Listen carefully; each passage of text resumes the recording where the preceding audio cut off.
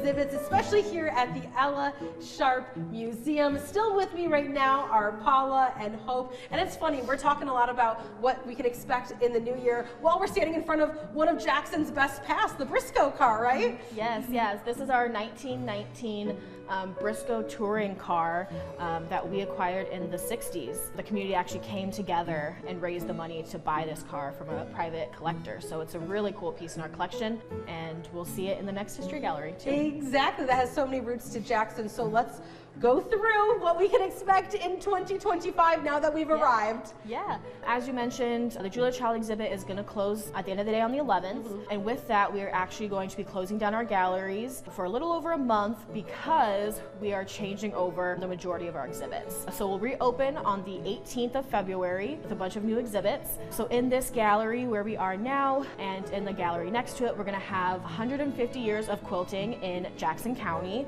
And it's going to go over our historic quilt collection or pieces from that collection, as well as the techniques and the history behind different quilt patterns. In the Loftus History Gallery, we're going to be moving this history gallery and expanding it over into the larger gallery. So Jackson Manufacturing, we know they had a crazy successful manufacturing industry in Jackson, as well as the retail stores in downtown Jackson, so Furman's and Jacobson's. And with the space, we're hoping to expand and be able to touch on even more of those stores as well. And then additionally, within the history gallery, in the Loftus Gallery, we're going to have an exhibit called Women Made Stories of Impact, and that is going to feature women both historically and present who have made an impact on Jackson County. So we were really, really excited about that exhibit as well. Yeah, so much to learn and really experience here at the museum. And I know that's just like scratching the surface because artists are also coming from around the state to get their work in here as well, right? Yeah, absolutely. We will also, in the Hearst Gallery, which is part of the gallery that Julia Child is in, we're going to have George Peebles. He is an artist from Grand Rapids, and he